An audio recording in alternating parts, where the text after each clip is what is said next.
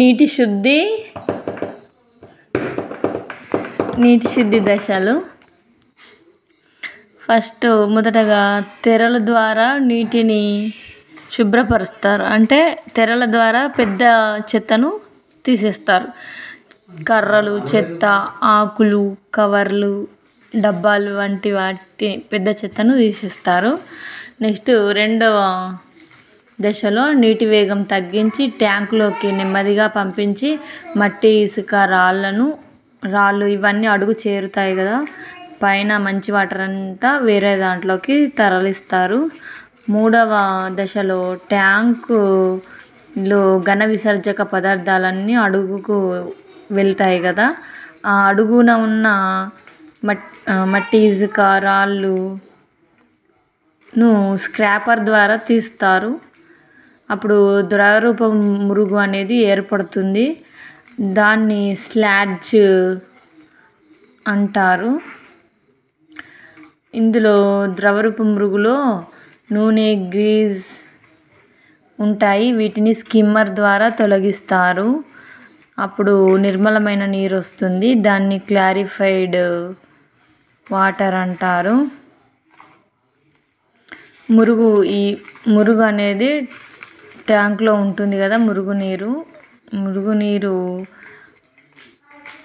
Tank నుండి తీసిన దాంట్లోకి, అంటే మురుగునీరు అంతా తీసేసినాం కదా స్కిమ్మర్ ద్వారా, నిర్మలమైన నీరులోకి నిర్మలమైన నీరు వేరే ట్యాంకులోకి తీస్తారు. ఈ నూనె, గ్రీజు ఉన్న మురుగునీరు లోపలికి అవాయు బ్యాక్టీరియా పంపించి గుల్లింపజేసి బయోగ్యాస్ను తయారు చేస్తారు. విద్యుత్ ఉత్పత్తికి వాడుతారు. ఐదవ దశలో మంచినీరు ఏర్పడింది కదా, ఆ మంచినీరు లోపలికి వాయు సహిత బ్యాక్టీరియాను పంపిస్తారు. ఇందులో ఉండే వ్యర్థాలని బ్యాక్టీరియా యూజ్ చేసుకుంటుంది. నెక్స్ట్ దశలో నీటిపై తేలే ఘన పదార్థాలు, ఆహార పదార్థాలు, సబ్బులు, వ్యర్థాలను బ్యాక్టీరియా యూజ్ చేసుకుంటుంది. ఈ వాయు సహిత బ్యాక్టీరియాలో సూక్ష్మజీవులు అడుక్కు చేరి క్రియాశీల మురుగును ఏర్పరుస్తాయి. క్రియాశీల మురుగులో 97% నీరు, ఇసుక, యంత్రాల ద్వారా మురుగు వెళ్ళిపోతుంది. మురుగునీరు ఎండిన మురుగు ఎరువుగా ఉపయోగపడుతుంది. అంటే ఇక్కడ మనము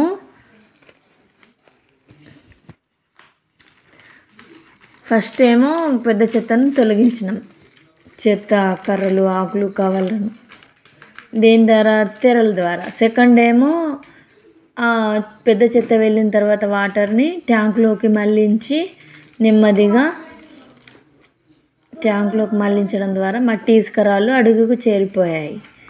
ఈ ట్యాంకులో అడుగున ఉన్న ఘన విసర్జకం ఏదైతే ఉందో దాన్ని స్క్రాపర్తో తీస్తారు. ఈ స్క్రాపర్తో తీసిన తర్వాత మిగిలిన వాటరు ద్రవరూప మురుగు అంటారు. ఈ ద్రవరూప మురుగును స్లాడ్జ్ అంటారు. ఇందులో నూనె, గ్రీజ్తో కూడిన నీరు ఉంటుంది. దీన్ని స్కిమ్మర్తో నూనె, గ్రీజులను వేరు చేస్తారు. అప్పుడు నిర్మలమైన నీరు వస్తుంది. దాన్ని క్లారిఫైడ్ వాటర్ అంటారు.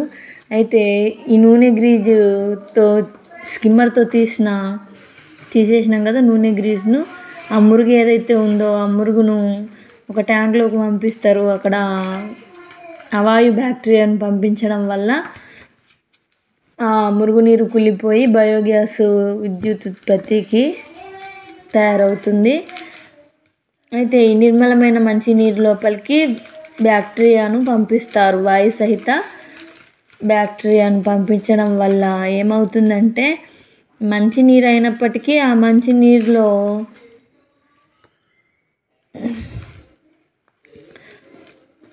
మంచినీరులో ఏముంటాయి మరి అంటే ఘన పదార్థాలు, ఆహార పదార్థాలు, సబ్బులు ఇవన్నీ ఉంటాయి కదా, అవన్నీ అడుగుకు చేరి ఉంటాయి. ఇందులోకి సూక్ష్మజీవులు వెళ్ళి వ్యర్థాలను యూజ్ చేసుకుంటాయి ఈ వాయు సహిత బ్యాక్టీరియాలో. అంటే దాని అర్థం మంచినీరులో కూడా సబ్బులు, ఆహార పదార్థాలు, ఘన పదార్థాలు ఉంటాయి. వాటన్నిటిని వాయు సహిత బ్యాక్టీరియా ద్వారా అవి బ్యాక్టీరియాలు యూజ్ చేసుకొని క్రియాశీల మృగు ఏర్పడుతుంది. ఈ క్రియాశీల మృగులో 97% నీరు ఉంటుంది. ఇసుక యంత్రాల ద్వారా తీసేస్తారు. మురుగునీరు ఎండిపోయిన తర్వాత దాన్ని ఎరువుగా ఉపయోగిస్తారు. నెక్స్ట్ ఏమో కర్బన పదార్థాలు, కరగని మలినాలు ఉంటాయి కదా, అవి సముద్రం, నది, భూగర్భాలలోకి విడుదల చేస్తారు. ఇది క్రిమిరహితంగా చేయడానికి దానిలోకి క్లోరిన్, ఓజోను కలుపుతారు. 97%లో కూడా అది మంచినీరు అయినప్పటికీ అందులో కర్బన పదార్థాలు, కరగని మలినాలు ఉంటాయి కదా, అవి క్రిమిరహితంగా చేయడానికి క్లోరిన్, ఓజోను కలిపి సముద్రం, నది, భూగర్భంలోకి విడుదల చేస్తారు. గాజు జాడి ప్రయోగంలో గాజు జాడీలో 3/4 వంతు నీరు, కుళ్ళిన గడ్డి, నిమ్మ తొక్కలు, సిరా చుక్కలు కలిపి మూత పెట్టాలి. ఏరియేటర్ ద్వారా గాలిని పంపించడాన్ని స్కిమ్మర్ అంటారు. జైవిక పద్ధతి ఇందులో ఏమంటే మిక్సర్, స్టర్రర్ బాగా కుళ్ళుతూ, రాళ్ళు, ఇసుక, భౌతిక పద్ధతి అంటే ఏరియేటర్ ద్వారా గాలిని పంపించడాన్ని స్కిమ్మర్ జైవిక పద్ధతి అంటారు. అదే రాళ్ళు, ఇసుక ద్వారా మంచి వాటరు రప్పించడాన్ని భౌతిక పద్ధతి, వడపోత పద్ధతి. క్లోరిన్ బిళ్ళలు వేయడము రసాయనిక పద్ధతి. మిక్సర్ లేదా స్టర్రర్ ఉపయోగపడుతుంది ఏరియేటర్లో. మెదక్ జిల్లా నల్లవ్యాతి వనరక్షణ సమితి. మెదక్ జిల్లా నల్లవ్యాతిలో వనరక్షణ సమితి 1993లో ఏర్పడింది. ఇందులో 600 మంది 310.40 హెక్టార్ల భూమి ఇచ్చారు. రాతి ముక్కలు, హ్యూమస్, కర్బన పదార్థాలతో మట్టి ఏర్పడుతుంది. హరప్ప నాగరికత మట్టి పాత్రలు ఎక్కువగా వాడేవారు. కుమ్మరిసారి లభించింది. మట్టెలో పెద్ద ఇసుక రేణువులు ఉంటాయి. వీటిని ఇసుక నేలలు అంటారు. చిన్న చిన్న సన్నం రేవులు ఎక్కువగా ఉంటే అది బంకమట్టి అంటారు. సన్న రేణువులు, పెద్ద రేణువులు కలిసి ఉంటే లోమ్ నేల అంటారు. మట్టి ఎండిన తర్వాత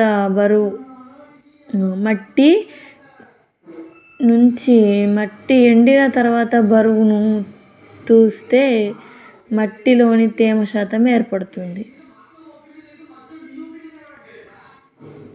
మనం ఒక బంతిని చేసినప్పుడు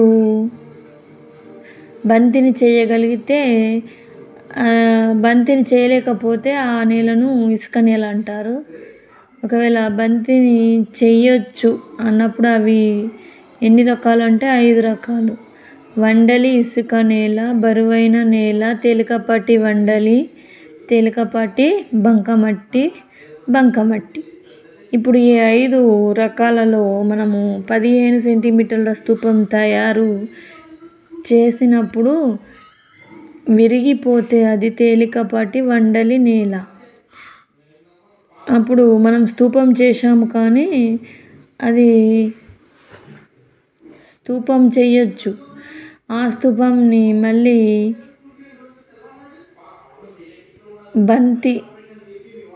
బంతిలాగా చేయలేకపోతేనేమో,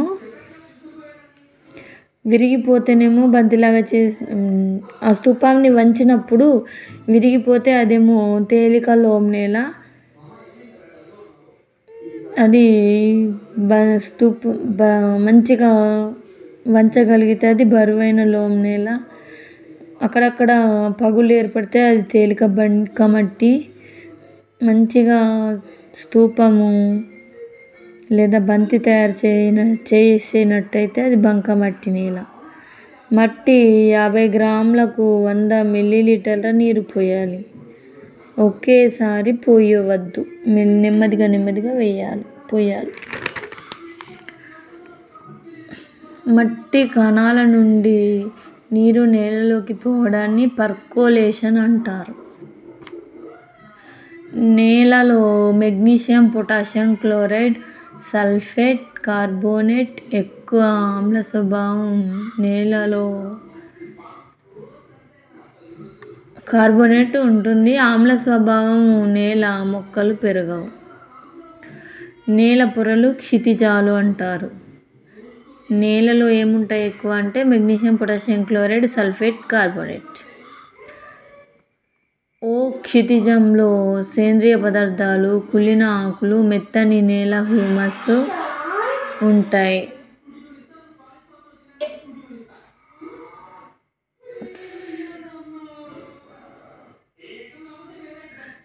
ఓ క్షితిజం అనేది పై పొర, సర్ఫేస్ లిట్ట. ఓ క్షితిజం అంటే సర్ఫేస్ లిట్ట.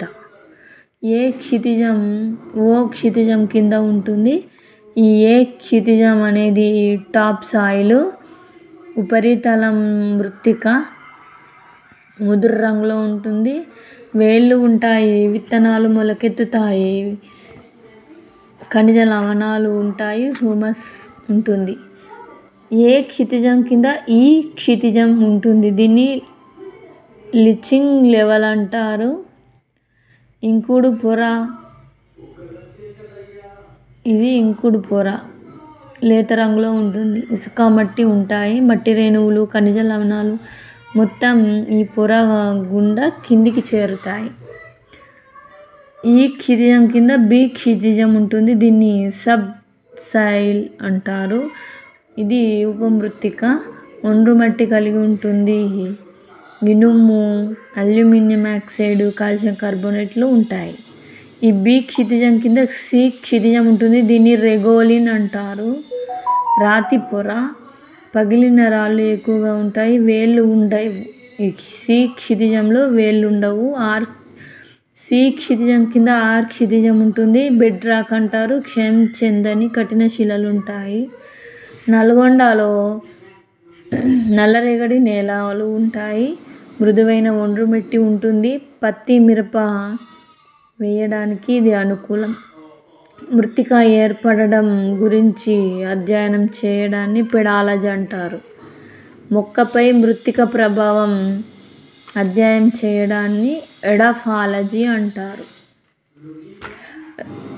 2/3 అడుగుల లోతు సున్నం రాయి, లైమ్ స్టోన్ లభిస్తుంది. సిమెంటు గోడల నిర్మాణానికి యూజ్ అవుతుంది.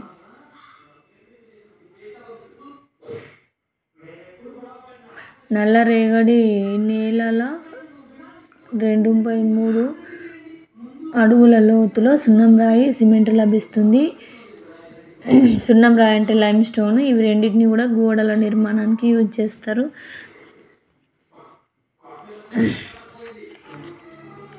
మహబూబ్ నగర్లో ఎర్ర నేలలు ఉంటాయి.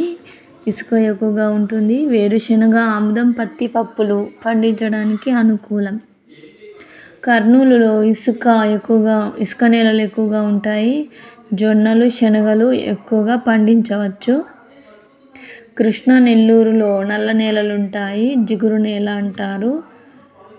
వరి, చెరుకు, పత్తి పండించవచ్చు. ప్రకాశము ఇసుక నేలలు ఉంటాయి. పూలు, కూరగాయలు, కనకాంబరం, జాస్మిన్ పండించవచ్చు. బంకమట్టిలో నీరు నిల్వ ఉంటుంది కాబట్టి ఇది చెరుకు, వరి పండించవచ్చు. పంట మార్పిడి నేల సారం ఎక్కువ ఉంటుంది. పంట వేస్తే నేల సారం ఎక్కువగా ఉంటుంది. భూమిపై 19.3% అడవులు ఉన్నాయి. సిల్వి కల్చరిస్టులు అంటే కల్పనిచ్చే వృక్షాధ్యాయం. సిల్వి కల్చరిస్టులు అంటే కల్పను ఇచ్చే వృక్షాల అధ్యయనం చేసేవారు. ఊపిరితిత్తులు అధ్యయనం చేసేవారేమో ఆర్కియాలజిస్ట్. ఆర్కియాలజిస్ట్ అంటే పురాజీవ శాస్త్రజ్ఞులు. అడవులు అనేవి భూమాత యొక్క ఊపిరితిత్తులు అంటారు. చిన్న రాళ్ళు, హ్యూమస్, అనేక కర్బన పదార్థాలు కలిపి మట్టి ఏర్పడుతుంది. మట్టి సహజ వనరు. వరి తర్వాత పప్పులు వేస్తారు. బంకమట్టి, లోమ్ నేలలలో వరి, గోధుమ, పత్తి పండుతాయి.